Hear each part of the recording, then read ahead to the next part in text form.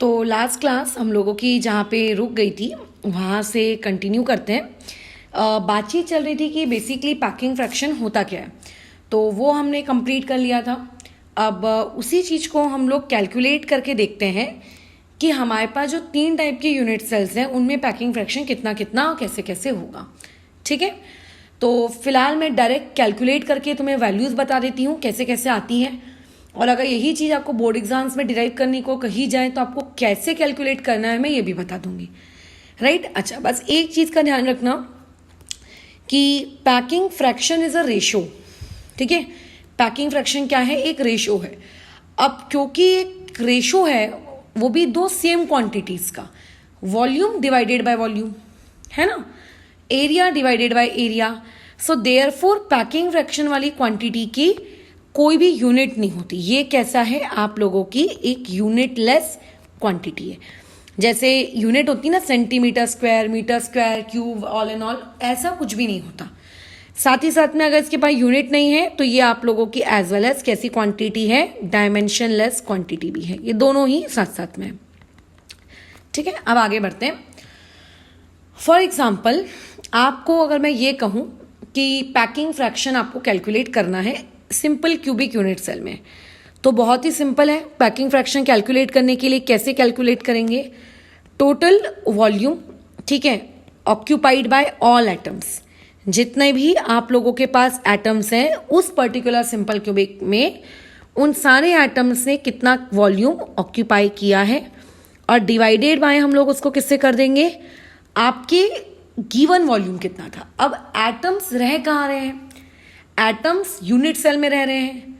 Unit cell की shape बोलो कैसी है, तो यूनिट सेल की जो शेप है वो कैसी है, आप लोगों की क्यूबिक है ना। तो यानी कि डिनोमिनेटर में आपको वॉल्यूम ऑफ यूनिट सेल लेना है, इसका मतलब आपको बेसिकली उस क्यूब का वॉल्यूम लेना है।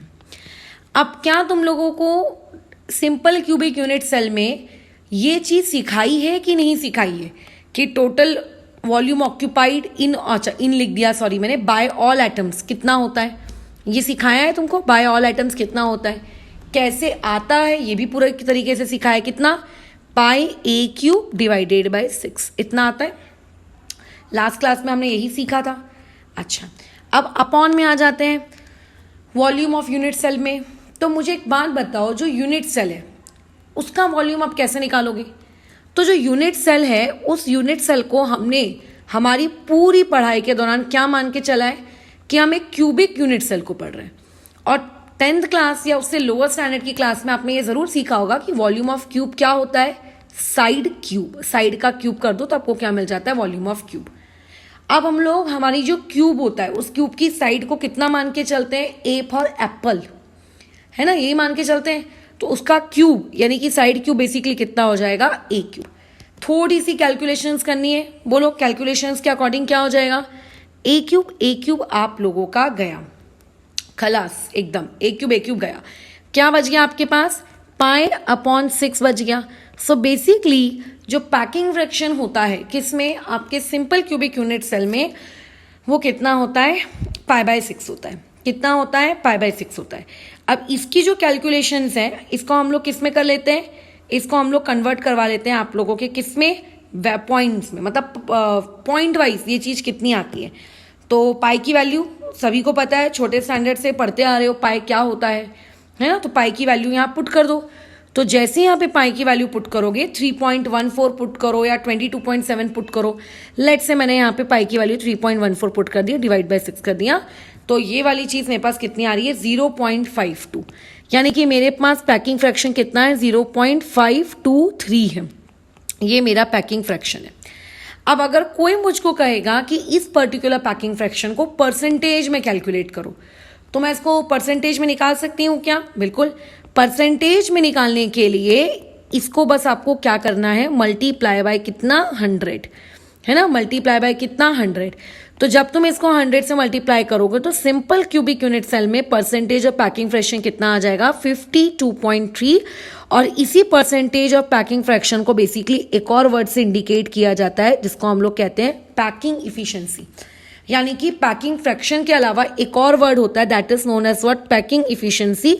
और इस पैकिंग इफिशिएंसी का एक ही मतलब होता है क्या, कि आपने जो भी पैकिंग फ्रैक्शन निकाला है आप उस पैकिंग फ्रैक्शन को क्या करो, मल्टीप्लाई बाय क्या कर दो, 100 कर दो, तो that would be known as what, packing efficiency. ठीक है, तो जो सिंपल क्यूबिक यूनिट सेल होते हैं उसमें हम लोगों के पास क्या होता है, आप लोगों का पैकिंग इफिशिएंसी कितनी होती है, 52.3% होती है। अब बुक्स में देखो कैलकुलेशंस की बातचीत है। अब हमने क्या किया, पहले से पूरा वॉल्यूम निकाल के रखा, फिर हम लोगों ने पाई की वैल्यू पुट की। अगर तुम पाई की वैल्यू लेट से कुछ और पुट कर लेते हो, ठीक है, मान लेते हैं तुम पाई की वैल्यू को कुछ और पुट कर लेते हो, तो जो तुम्हारा आंसर आएगा उसमें थोड़ा बहुत वेरिएशन देखने को मिलेगा। तुम आखिरी तक वैल्यू वॉल्यूम की लाके पुट नहीं करते, तुम स्टार्टिंग में ही पॉइंट पे वॉल्यूम निकाल लेते हो और फिर उसको डिवाइड बाय 6 करते या जो भी रहता, तो तुम्हारा आंसर थोड़ा आता। तो मतलब बेसिकली पॉइंट में 19-20 वाली चीज आपको देखने को मिल सकती है। बट हाँ, ओवरऑल पैकिंग फ्रैक्शन या पैकिंग इफिशिएंसी की जो वैल्यू है वो बेसिकली 52% के रेंज में ही होती है। यानी कि आपके पास जो यूनिट सेल था, मतलब आपके पास जो क्यूब शेप का यूनिट सेल था, उस क्यूब शेप के यूनिट सेल में सिर्फ 52.3% ही उसने क्या किया है, वॉल्यूम को ऑक्यूपाई किया है आपके आइटम्स ने। ये तो हम जानते हैं, सिर्फ कितना परसेंट ऑक्यूपाई किया है, 52.3%। तो अगर कोई तुमसे पूछेगा कि आप लोगों के पास रिमेनिंग वॉल्यूम कितना है, मतलब ये वो जगह है 52.3%, ये वो जगह है जहां पे एटम्स एक्चुअली मौजूद हैं, है ना, जहां पे एटम्स एक्चुअली मौजूद है। बट उसमें 100% में से अगर मैं 52.3% को माइनस कर दूं, तो फिर जो मेरे पास रिमेनिंग स्पेस है, उस रिमेनिंग स्पेस में क्या है, उस रिमेनिंग स्पेस में कुछ भी नहीं है, वो खाली जगह है। यानी कि 47.7% स्पेस हम लोगों की कैसी होती है बताओ, एम्प्टी होती है। और इसी बेसिकली एम्प्टी स्पेस को हम लोग क्या कहते हैं, केमिस्ट्री की भाषा में वॉइड्स कहते हैं। क्या कहते हैं इसको केमिस्ट्री की भाषा में, वॉइड्स। यानी कि परसेंटेज ऑफ वॉइड्स आपके पास कितना होता है, 47.7%। मैं हमेशा ये सजेस्ट करूंगी कि तुम पैकिंग इफिशिएंसी का परसेंटेज याद रखो, और अगर पेपर वाले ने लेट से वॉइड्स का परसेंटेज पूछ लिया तो उसके लिए सिंपली आप क्या कर देना, 100 में से माइनस कर देना। किसी भी चीज के लिए उसका परसेंटेज, इफिशिएंसी वाला भी परसेंट याद रखना, वॉइड वाला भी परसेंट याद रखना, ये सब काइंड ऑफ बेवकूफी वो तुम्हें नहीं करनी चाहिए। Done, we are done with simple cubic unit cell. Okay, अब हम लोग मूव करते हैं हमारे नेक्स्ट टॉपिक में, दैट इज अगर आप लोगों के पास body centred cubic unit cell होता तो अगेन वही हमारा सिंपल सोबर प्यारा सा प्रवचन कि बेसिकली पैकिंग फ्रैक्शन होता क्या है, ये होता है। इसके लिए आपको ये पता होना चाहिए कि आपके बीसीसी में एटम्स ने कितना वॉल्यूम ऑक्यूपाई किया है। तो ये चीज तो हम लोग पहले से निकाल के रख चुके हैं। कितना निकाल के रख चुके हैं, देखो हमने निकाला है √3 पाई a³ अपॉन में 8 निकाला है ना, बस उसको पुट कर दो, कितना आ जाएगा, √3 पाई a³ अपॉन में 8 divided by volume of unit cell. अब सिंपल क्यूबिक, एफसीसी और बीसीसी, इन तीनों के लिए हम मान के चल रहे हैं कि जो यूनिट सेल हमने लिया है वो बेसिकली एक क्यूब लिया है। अगर क्यूब लोगे तो यहाँ आ जाएगा a³, और अगर यहाँ a³ आएगा तो ये और ये क्वांटिटी आपकी कट गई। अगर ये दोनों कट गए तो अब बस आपको वैल्यू पुट करनी है। √3 की वैल्यू 1.73, पाई की वैल्यू 3.14, और अपॉन में बोलो कितना हो जाएगा आप लोगों का 8। अब एक सादी मैथ्स है जो बचपन में मल्टीप्लीकेशन तुम लोगों ने सीखी थी, और कुछ नहीं है, जो भी आंसर आए मल्टीप्लाई करके उसको डिवाइड बाय 8 कर देना, जो कि मुझको पता है ये चीज़ कितनी आने वाली है, 0.679। ये पैकिंग फ्रैक्शन निकला, बट अगर मैं इसको परसेंटेज में लिखूंगी तो यही पैकिंग फ्रैक्शन परसेंटेज में क्या कहलाने लगता है, पैकिंग इफिशिएंसी कहलाने लगता है, और इसको बेसिकली हम लोग लिखेंगे 67.9%। यानी कि अगर आप बीसीसी की बात करते हो तो बीसीसी में जितना भी उसका वॉल्यूम होता है उस क्यूब के वॉल्यूम का 67.9%, या फिर ऐसा लिख दो अप्रोक्सीमेटली 68% स्पेस कैसी होती है, उसका वॉल्यूम कैसा होता है, ऑक्यूपाइड होता है। सिंपल क्यूबिक में कितना परसेंटेज ऑक्यूपाइड था, 52% के आसपास ऑक्यूपाइड था, और बीसीसी में कितना परसेंटेज ऑक्यूपाइड है, 68% ऑक्यूपाइड है। यानी कि बीसीसी में एटम्स ज्यादा उस यूनिट सेल के वॉल्यूम को क्या कर रहे हैं, कवर कर रहे हैं, एज कंपेयर टू आप लोगों के क्या, सिंपल यूनिट। अब मान लेते किसी ने तुमसे यहाँ से ये पूछ लिया कि परसेंटेज ऑफ वॉइड कितना है, वॉइड यानी कि खाली जगह। तो अगर 100% में से 68% में ये मान के चलूँ कि ऑक्यूपाइड है, तो जो रिमेनिंग का 32% है वो मेरा क्या कहलाएगा, वॉइड कहलाएगा। सिंपल मैथमेटिक्स, खत्म हो गया यहाँ पे। यानी कि बीसीसी में कितना परसेंटेज ऑक्यूपाइड होता है, उसकी पैकिंग इफिशिएंसी कितनी है वो भी हमने निकाल लिया। अब आते हैं एक आखिरी वाले पर, बोलो कौन है आखिरी वाला, एफसीसी। एफसीसी के लिए भी वही कहानी, क्या कि पैकिंग फ्रैक्शन होता क्या है। उसके बाद दूसरी कहानी, आपको एफसीसी में टोटल वॉल्यूम कितना ऑक्यूपाइड है आपके एटम्स, और आपको ये पता होना चाहिए। कल की क्लास में हमने वॉल्यूम निकाल लिया, सीख लिया है कैसे निकालते हैं। बोलो कितना आता है, √2 पाई ए क्यूब अपॉन में कितना 24, है ना। अच्छा, तो कितना आ जाएगा, ये देखो ये आ जाएगा आपका √2 और पाई और यहाँ पे ए क्यूब अपॉन में 24, और यूनिट सेल का तो वॉल्यूम ए क्यूब होगा, सच दैट नीचे का ए क्यूब और ऊपर का ए क्यूब कट जाएगा। मैं बता दूं, पैकिंग फ्रैक्शन का जो फाइनल आंसर आता है ना, फाइनल जो रेशो आता है कट पिटने के बाद, वो बेसिकली क्या होता है आप लोगों का, वो क्या होता है, उसमें ना तो कोई आर होता है ना तो उसमें कोई ए होता है। यानी कि ऊपर का ए क्यूब और नीचे का ए क्यूब कटेगा ही कटेगा। √2 की वैल्यू 1.414, पाई की वैल्यू कितनी 3.14 अपॉन में कितना 24। सिंपल कैलकुलेशन करनी है। अच्छा, अब देखो मेरे पास ना बाजू में रखा है कैल्सी, तो बड़े मजे से मैं इसको कैलकुलेटर में मल्टीप्लाई कर रही हूँ और बड़े मजे से मैं इसको क्या कर रही हूँ, आंसर तुम्हें रिपोर्ट करके बता भी दे रही हूँ कि इतना इतना आया है। अब पेपर में तुम लोगों के पास कैल्सी तो होगा नहीं, अब ऐसे में क्या करोगे, गड़बड़ा जाएगी सिचुएशन। अब ऐसे केस में हम लोगों को क्या करना होगा, ये जो पैकिंग फ्रैक्शन बेसिकली आता है ना, इसको याद रखना होगा। अगर आप इसको याद रखोगे कि बीसीसी में 68 आता है, तो आप क्या करो, खुद को फाइनली इस स्टेप तक लेकर जाओ, मतलब इस स्टेप तक लेकर जाओ, वैल्यूज पुट करो और बिना मल्टीप्लाई बिना डिवाइड के आप यहाँ पे लिख दो कि ये चीज़ कितनी आती है आप लोगों की 67.9%, खत्म।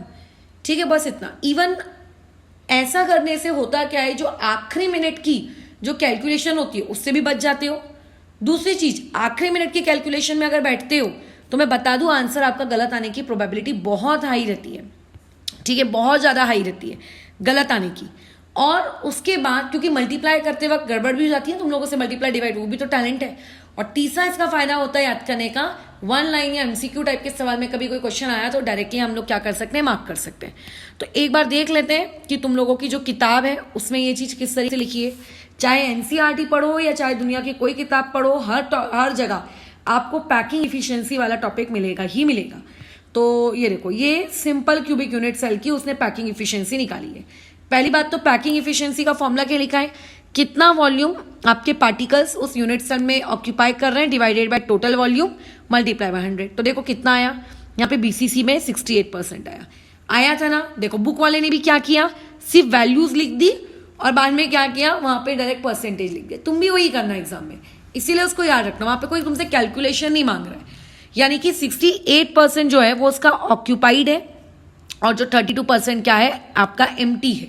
और इस एम्प्टी जगह को बेसिकली हम लोग क्या कहते हैं, वॉइड वॉल्यूम कहते हैं।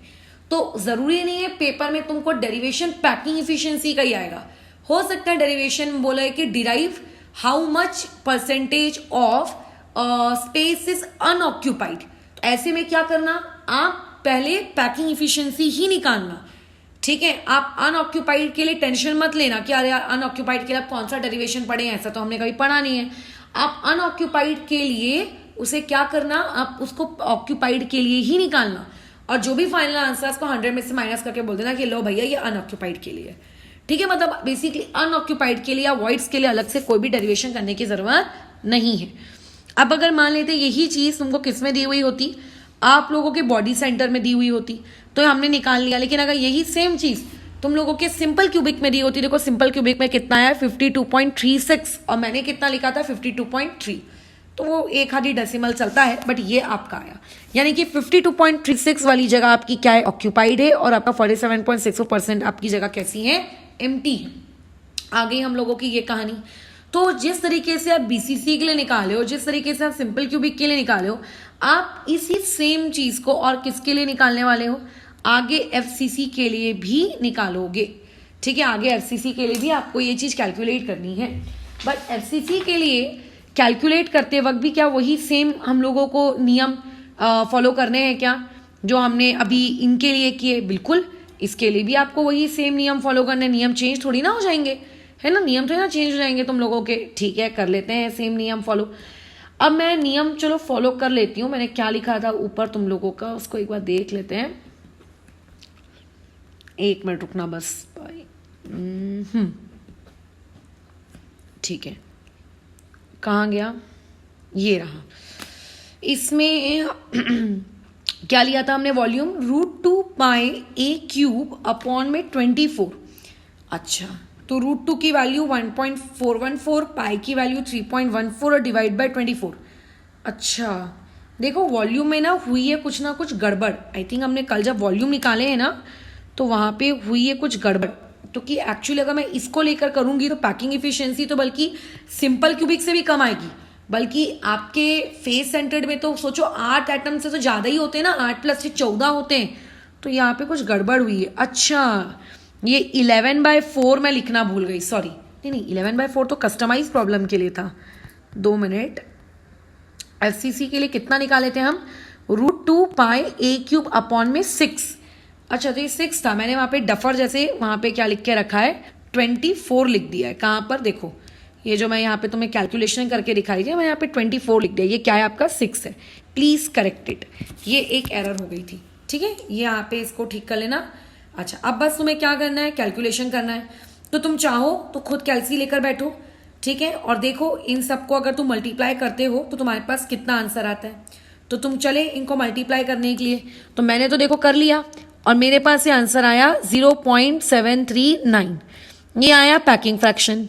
अगर मैं इसको परसेंटेज में कन्वर्ट करना चाहती हूँ, इसका मतलब मैं इसको किस में कैलकुलेट कर सकती हूँ? मल्टीप्लाई बाय 100, यानी कि कितना हो जाएगा? 73.9%। यानी कि इसको अप्रॉक्सीमेटली क्या लिख सकते हैं हम लोग? 74%।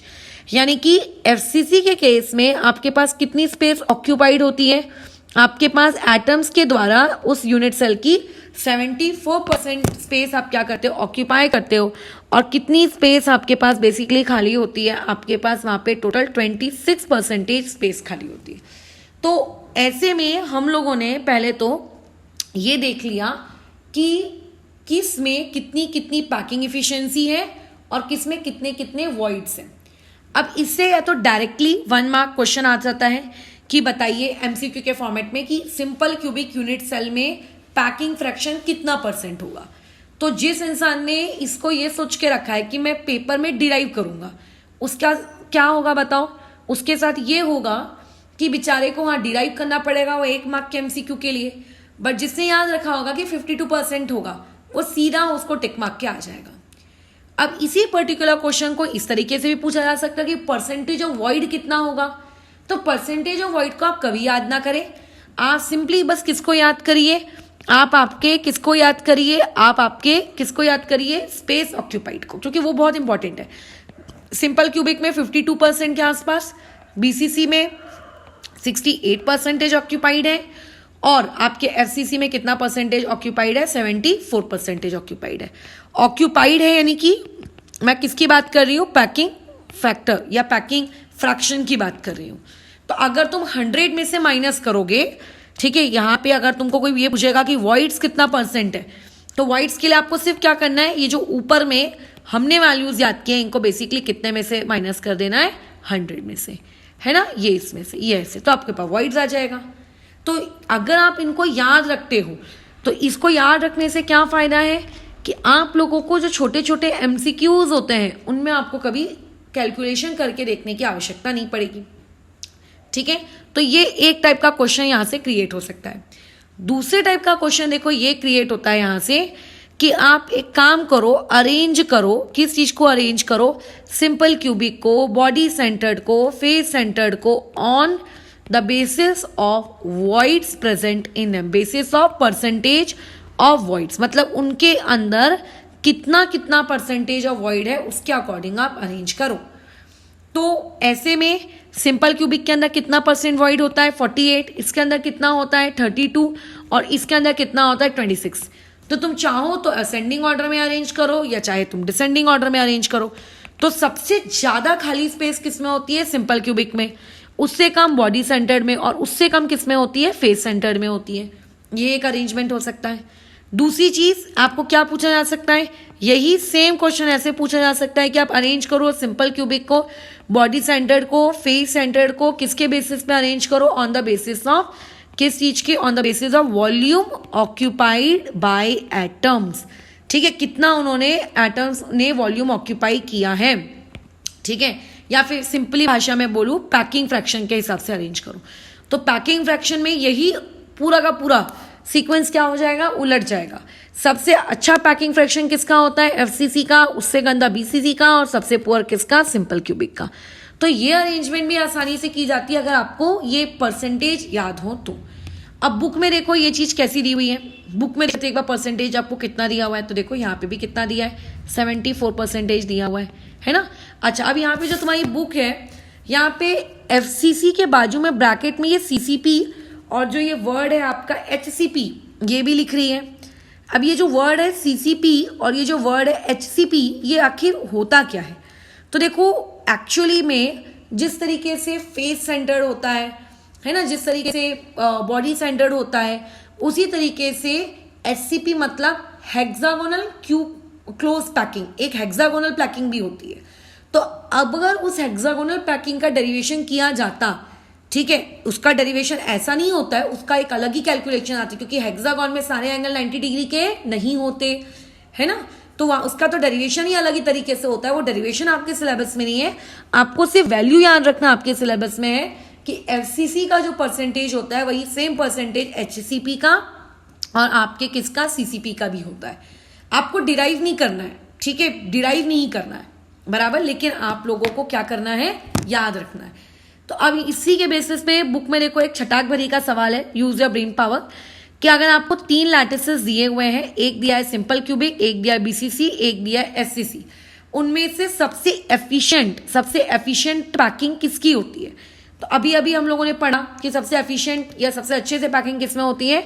आपके एफसीसी में। तो इसका पर्टिकुलरली आंसर बताओ क्या हो जाएगा? इसका आंसर हो जाएगा एफसीसी। और इसमें पूछ रहा है कि सबसे लीस्ट पैकिंग किसमें होती है, सबसे गंदे तरीके से एटम्स कहाँ पैक होते हैं, ठीक है, तो उसका आंसर क्या हो जाएगा? Simple cubic. तो बताओ जो आपने पढ़ा इसी से रिलेटेड एक आप लोगों का छोटा सा सवाल आपको क्रिएट करके आपके सामने परोस के रख दिया गया। तो ये हो गया तुम लोगों के नोट्स कॉपी का क्वेश्चन नंबर 3, बल्कि क्वेश्चन नंबर इसको 4 बनाओ। आज जो तुम्हें नोट्स बनाए उसमें पहला सवाल अपने नोट्स का क्या बनाओगे कि सभी के पैकिंग फ्रैक्शंस की वैल्यू लिखो और सभी के परसेंटेज वॉइड्स की वैल्यू लिखो। मतलब क्वेश्चन नंबर 1 इसको बनाना कि write the percentage fraction packing fraction in simple cubic, BCC and FCC. Second question इसको बनाना कि what are the percentage of voids. तीसरा क्वेश्चन इसको बनाओगे, चौथा क्वेश्चन इसको बनाओगे और पांचवा क्वेश्चन किसको बनाओगे? जो तुम्हारी खुद की टेक्स्ट बुक में यहाँ पे दिया हुआ है, ये क्वेश्चन नंबर 5 है ना। अब एक बार बुक में देख लेते हैं क्या इससे रिलेटेड हम लोगों के पास कोई एमसीक्यू वगैरह है क्या। अच्छा, उसमें एक मिनट रुकना, क्वेश्चन नंबर 6 एक और बनाना, what is the packing fraction in case of CCP and SCP. Question number 6 तुमको बनाना है अपने नोट्स कॉपी में कि आप लोगों के पास पैकिंग फ्रैक्शन की जो है value, percentage of packing fraction की वैल्यू कितनी है इन आपके HCP and in CCP.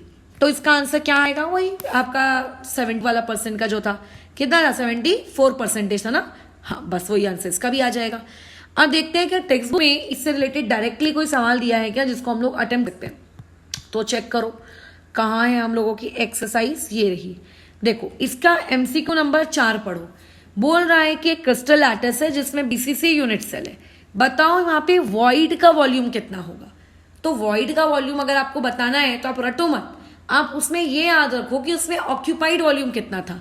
Occupied volume आपको पता होना चाहिए बीसीसी में कितना होता है, 68%। तो अगर ऑक्यूपाइड 68 और वॉइड का पूछ रहा है, वॉइड का मतलब होता है अनऑक्यूपाइड, तो अनऑक्यूपाइड कितना होगा? 100 माइनस 68 यानी कि कितना? 32%। ये इसका आंसर है, ठीक है। तो क्या इसके लिए मुझे वॉइड वॉल्यूम रटना पड़ा क्या? नहीं, सिंपली ऑक्यूपाइड पता था तो उससे हम लोगों ने माइनस करके आंसर को निकाल लिया, ठीक है, डन। और कोई क्वेश्चन है जो हम लोग देख सकते हैं या कर सकते हैं? अच्छा, अब देखो ये जो तुम्हारी बुक में क्वेश्चन ही था यूज योर ब्रेन पावर वाला, ये वही सेम क्वेश्चन है कि आपके पास 3 टाइप की पैकिंग्स होती है मेटल्स के द्वारा। उनमें से आप बताइए कि सबसे ज्यादा अच्छे तरीके से एफिशिएंट कौन सी है और सबसे लेस एफिशिएंट कौन सी है। तो सबसे ज्यादा एफिशिएंट कौन सी है, एफसीसी, और सबसे लीस्ट कौन सी होती है आप लोगों का, सिंपल क्यूबिक। तो यानी कि आपने जो पढ़ा उस पढ़ी हुई चीज के बेसिस पर देखो कितने आसानी से ये सवाल तुम लोगों का बन गया। अदरवाइज तुम रट रहे होते कि अच्छा इसका आंसर ये, ऐसा इसका आंसर है। केमिस्ट्री में मानती हूँ बहुत सारी चीजें रटने की होती है, बोर्ड्स लेवल के लिए भी और ऐसे भी एंट्रेंस वगैरह के लिए, बट अगर आप कुछ चीजों को याद रखो तो उससे सवाल इजीली याद हो सकते हैं। नहीं तो तुम अगर देखोगे कि तुम लोगों की खरीदी हुई डाइजेस्ट में 200 सवाल है क्या, तो 200 सवाल रटते रहोगे क्या। उन 200 सवाल में से 100 सवाल रटने का होता है, 100 सवाल लॉजिकल होते हैं। और जैसे क्वेश्चन नंबर 5 देखो, इसमें बोल रहा है कि कैलकुलेट करके दिखाओ packing efficiency simple cubic structure में कितनी होगी। मतलब हमें पता है कि 52.3% के आसपास होगी, बट कैसे होगी आप वो कैलकुलेशन दिखाओ।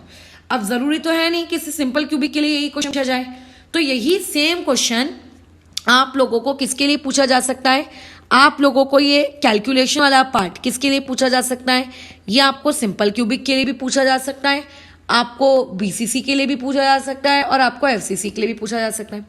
अब इसको कैलकुलेट कैसे करके दिखाएंगे, क्या जिस तरीके से मैंने कैलकुलेट किया उस तरीके से डायरेक्ट कैलकुलेट कर देंगे क्या, कि पैकिंग फ्रैक्शन का फॉर्मूला लिखा, वॉल्यूम की वैल्यू डाली, काटा पीटा आंसर लिख दिया।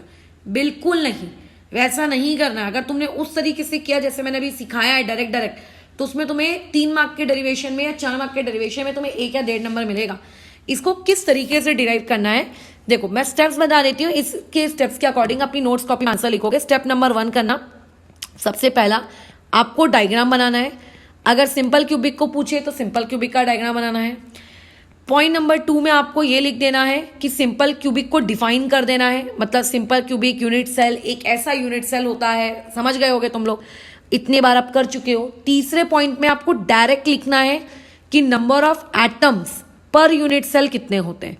ठीक है, number of atoms per unit cell कितने होते हैं वो आपको डायरेक्ट लिखना है। सिंपल क्यूबिक है तो 1, बीसीसी है तो 2, एफसीसी है तो 4। अब देखो जो चौथी स्टेप है उसको भी आपको डायरेक्ट लिखना है। क्या लिखना है चौथी स्टेप में, आपको ये लिखना है कि रिलेशनशिप, ठीक है, बिटवीन किसका, ए एंड आर आपका क्या होगा।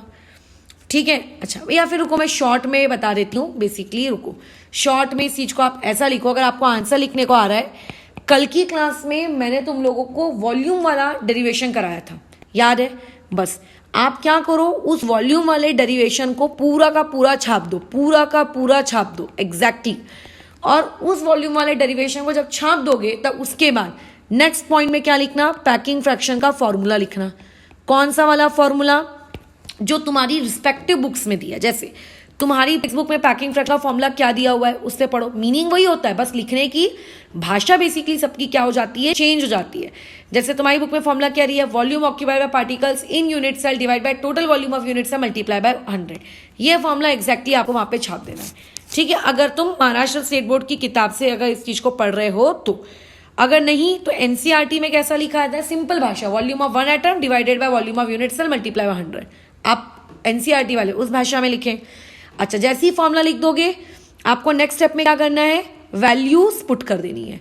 जैसे मैंने पुट करके दिखाई, जैसे सिंपल क्यूबिक में पाई a³ और डिवाइड बाय a³, और उसके बाद डायरेक्ट यहाँ पे क्या लिख देना, अपना परसेंटेज वाला आंसर लिख देना, परसेंटेज आंसर खत्म। यानी कि जिस इंसान ने वॉल्यूम वाला डेरिवेशन रटा है उसको ये क्वेश्चन आ जाएगा, क्योंकि इस क्वेश्चन के लिए कुछ नहीं है, आपको बेसिकली पैकिंग फ्रैक्शन का फॉर्मूला लिखना है जो कि याद करना ही है, और फिर वैल्यूज पुट करती जानी है, और परसेंटेज भी आपको याद करना ही है। तो इस तरीके से हम लोग डिराइव करते हैं। ठीक है, जो तुम्हें तीनों के लिए डिराइव करना है, तुम तीनों को इसको नोट्स कॉपी में लिखना। तो टोटल कितने सवाल हो गए, 7, ये 8 और ये कितना हो गया, 9। अब 10वां सवाल हम लोग आते हैं।